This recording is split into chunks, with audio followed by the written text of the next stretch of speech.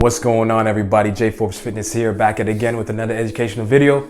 And as you can see, we're talking about holy hamstrings. So I'm not talking about Swiss cheese holes, I'm talking about goddamn hamstrings.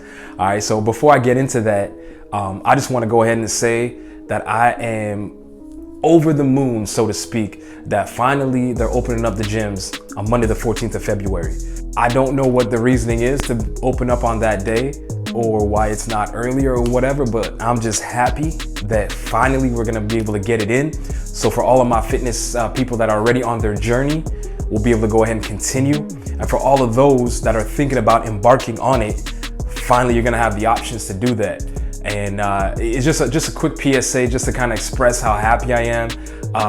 Those that have been around me for the last couple of days will definitely attest to my excitement and how happy I am that finally I'll be able to relieve some stress, not only physically, but also it's very, very good for your mental health. If any of you guys are following me on my social media, on my Instagram specifically, a couple of posts I kind of addressed this, not in depth, but just the fact that this helps me a lot in that mental space. And it helps me think better, feel better, and go about my day better. So that was just a little bit of a PSA, just to kind of put that out there because I'm extremely excited. And obviously this is a fitness channel, so why not? And for those of you that are not, from the Montreal area, I'm talking about Montreal, Quebec. I know everybody else in the world's gyms have probably been open for a minute, but I'm not gonna get into all of that. I'm just happy that on the 14th, our gyms are gonna be open and we are going to crush that. So without further ado, guys, I'm gonna leave you with the intro and then we're gonna get right back into it.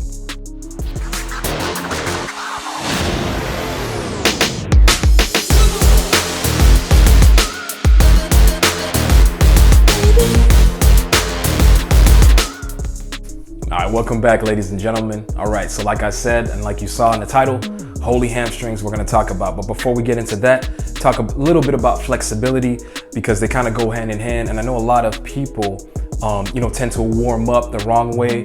I do have a video on that, but I digress. So let me go ahead and talk about that. So we have the traditional static stretching, or I like to say just regular flexibility. And then we have the dynamic warm-up, which you would call functional flexibility. Now the difference between the two, regular flexibility is the traditional, lying on your back, having your partner push through your leg to stretch out your hamstring, or you do it yourself with a band and, just do that on a static level. Now functional flexibility is when you go ahead and you do a dynamic warm-up, or when you're going through the motions, so to speak. So which one is better? Obviously, it is going to be the functional flexibility. Reason being is because with the functional flexibility, what happens is you warm up the body and the CNS at a better degree than the static flexibility. Now, let me give you an example. So let's say you are warming up in that static flexibility. We're talking about the hamstrings, so we're gonna go ahead and address the hamstrings. You're lying down, your partner's stretching you out into that position. Let's say you're a football player. You're doing that right before it's time to go ahead and play the game. You get out to the game, let's say you're a wide receiver. I'm gonna be biased because that was my position. You're a wide receiver, you're on the line, you go ahead, you do a route, and then you make a cut, and then what happens is, boom, you hear a pop, or you feel a little micro tear in your hamstring, and then you're down. Now the reason for that is because when you do that static flexibility stretch via a partner or just by yourself, what happens is you're turning off the signal of your CNS, and it's making your body think that your hamstring is ready because you're stretching it into that position. So what happens is when you do that is only through that position, that signal and being warm. So as a wide receiver, if I'm running and I'm doing a route and I'm cutting, I'm doing an out cut, what's gonna happen is I'm not warm into that range of motion.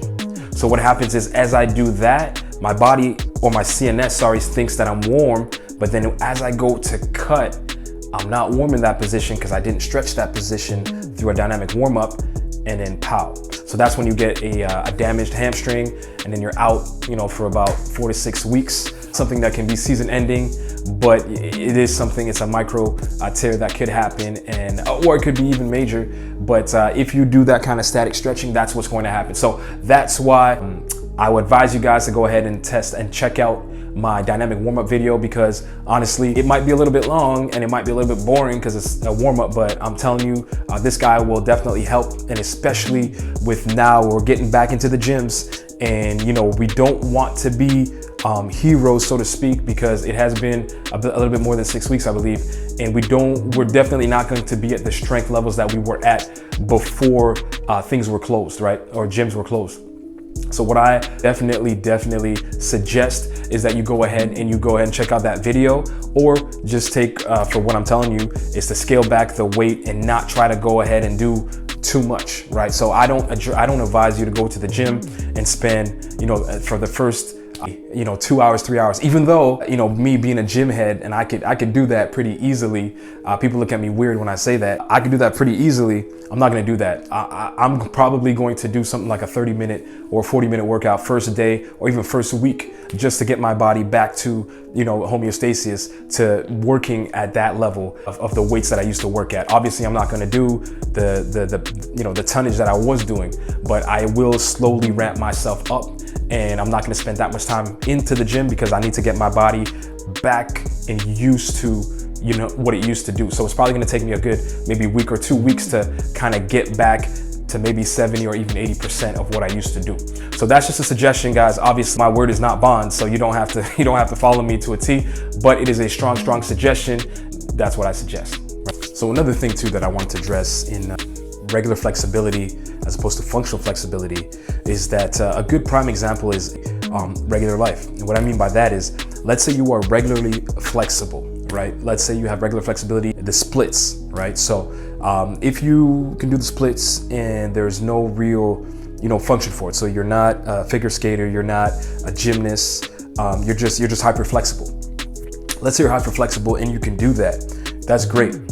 The thing is that by being flexible in a position that you're not strong at, because those are two different things, you know, there's no real merit for you in life. It's cool, but there's no real merit in terms of preventing injury. Now, let's say that you are functionally flexible in terms of you can do, let's say, a full squat. Let's call it ass to grass, so all the way down, all the way up, or you do a full, or you can do an oblique twist where you twist completely around. That's going to be more functional. Now, reason being is because you know, my beautiful little girl, you know, let's say, you know, we're driving around and you know, she's in the car seat. You know, I have to twist and get something, or you know, just kind of address her.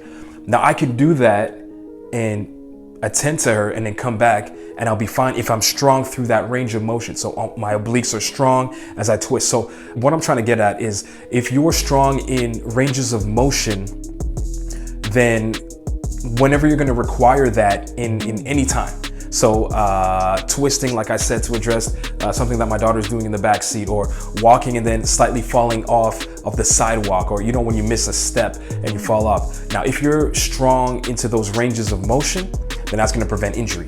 But if you're just regularly flexible and you're not strong in that range of motion that you're working in, then you can get injured, right? So another way that I can maybe break it down to make it make sense is, so bodybuilders. So there's I remember when I was young, you know, I would even think this, you know, bodybuilders, you'd see them all big and buff, and they couldn't even, you know, we would say you can't even scratch, you know, your booty, or you can't even scratch your back or whatever. Now, the thing is, there are some bodybuilders that are flexible enough to do that. Now, the reason why the former can't stretch or can't touch their back or whatever is because they work in half and quarter rep ranges when they're working out. So they're only strong in that half or quarter range. They're not strong in that full range. But if they did work through that full range, functional flexibility, then they would be able to reach their booty or scratch their back or whatever, right? So what happens is, you know, when you work through a full range of motion, you do gain flexibility through strength into that range of motion, and then you're able to move on in life, or live in life, I should say, and not get injured, you know, with little things, like I said, missing a step or turning suddenly, or, you know, simple things like that. Now let's tackle the holy hamstrings. All right, so the hamstring comprises of 4 muscles. All right, so it comprises of the bicep femoris, long head and short head, semitendinosus, and semimembranous. The bicep femoris short head is the only one that aids in knee flexion. All other three, so bicep femoris long head, semimembranosus, semitendinosus, that goes ahead and it works at the hip. So a few examples of this would be, something like the Romanian deadlift. So when you're doing movements with that, you've got that hip hinge, that would be working all those three muscles mentioned. Also, you've got hip thrusts, which, obviously we worked with the booty building blocks. So that's where that muscle would work. Then we have also good mornings. So good mornings would comprise of the three muscles aforementioned. Now, the bicep short head, that would be for knee flexion, and that would be working at seated leg curls or lying leg curl machines. All right, so this time next week I'll be able to be in the gym to demonstrate that machine to you guys. Still excited about that. Anyways, a good quick fun fact about hamstrings are that these are muscles that are very much comprised of fast twitch fibers, or type 2 fibers that we call it basically in the exercise world. Now these muscles are very, very, very important for speed athletes, or just in speed in general. But you'll definitely see that, people that run 100 meters, 200 meters, football players, wide receivers, running backs, you'll see their hamstrings greatly developed because these are the muscles that they utilize heavily to perform sprints. So a really, really, really cool thing about these hamstrings is that the stronger they are, the better you are at switching directions. So you're able to sprint, stop on a dime, and then switch directions and then sprint again. Now the best example of this would be an athlete in the NFL, Tyreek Hill. He's on the Kansas City Chiefs, and if anybody's a football head and have seen this guy perform, he's like lightning in a bottle, as they say. So the thing is, you can definitely tell that he has great hamstring strength because he does it better than anybody. He'll sprint down the field, he'll stop on a dime, and then switch directions and sprint again, which means that his hamstrings are very strong and very effective. The thing is, a lot of people will think that it's the quads that rely heavily on that speed, but it is quite the opposite. It's the hamstrings. The hamstrings, if you have very, very strong hamstrings, then you can believe that that person is probably a very fast or quick athlete, and they're able to perform sprints at a very high level. This movement right here, I'm gonna show you guys, is going to be the power clean and or hang clean, right? So I'm gonna show you more the hang clean rather than the power clean. I'm gonna wait till we get to an actual gym to show you the power clean. Now the hang clean. Now the thing is, I'm not gonna go into detail how to perform this muscle, this exercise, because for sure you guys have seen this either Olympic Games or somewhere on the internet. But the reason why I show you guys this is because this is a muscle that utilizes, the hamstrings at that hip joint. So because it's a very fast twitch muscle, and because it works a lot with power at the hip joint, with the three muscles that I mentioned earlier into the four muscles of the hamstring, this guy is one of those movements that's going to give you, everything, a bang for your buck, so to speak, because you're using that rapid hip drive and you're using that explosion to get that bar up. Right, so again, like I said, I'm not gonna go ahead and break down this movement right now because it's something that's gonna have to come a little bit later on into this channel, because we're still in the novice stages of me demonstrating certain movements. So I'm gonna wait till we get a little bit of more knowledge under our belt, and then I'm gonna go ahead and give you guys more information on the Olympic lifts. But this guy right here, like I said, is going to utilize the three muscles out of the four in the hamstrings. So we got the semitendinosus, the semimembranosus, and we've got the bicep femoris, the long head specifically. All right, now we'll give some love to the bicep femoris short head. Enables knee flexion at the hamstring joint. So the thing is, the best technique that you can use for this, guys, when you're using the lying leg curl or the seated leg curl, because that's where you're flexing at the knee, would be something called accentuated eccentrics. Now, what accentuated eccentrics are, they're a bit training technique. So this is something that is somewhat advanced, I guess you can say, or somewhat intermediate. And what this comprises of is, let's say you're on that lying leg curl, and then you curl up a certain way with both legs. What you're gonna do is, as that weight comes up, you're gonna bring one leg down, without the weight, without the pad, right?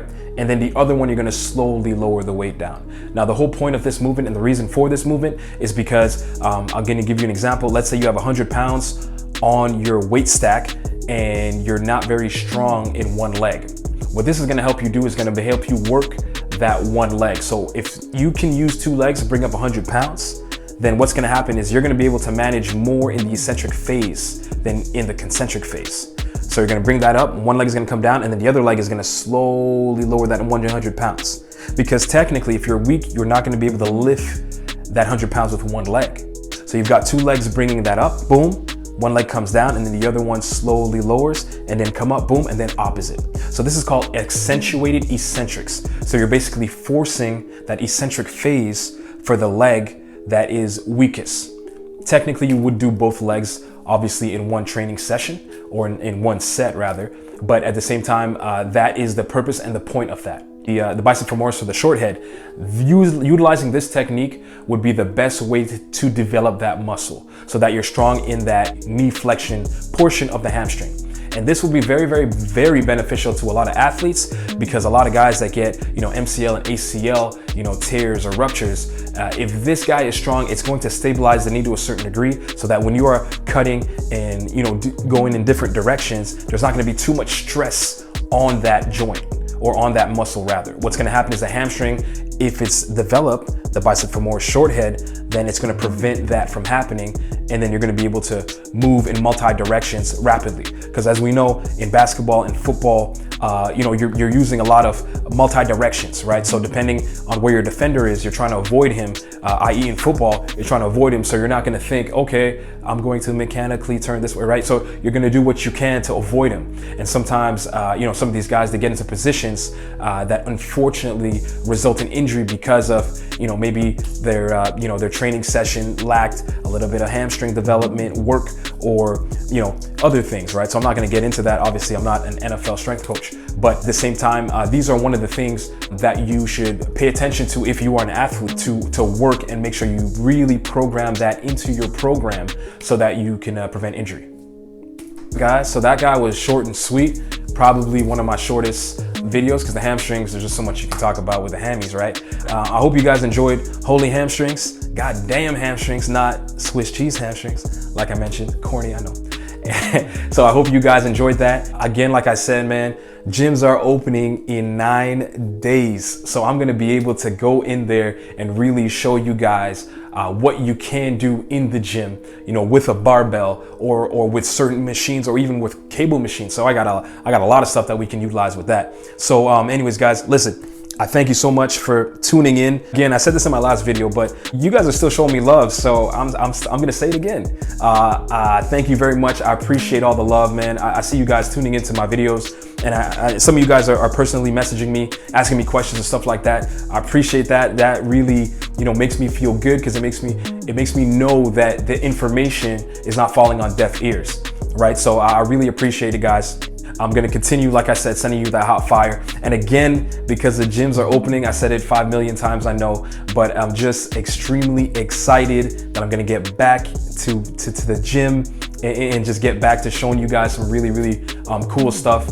Hopefully it helps you guys out with your journey. And if anyone ever has any questions, maybe you don't know me personally, always reach out. You can reach out to me in the comments, or like I said, earlier, my social media, J Forbes Fitness. You can DM me if you have any questions or whatever. So guys, listen, thank you so much again. Remember, fitness is not a hobby, it's a lifestyle. Work hard.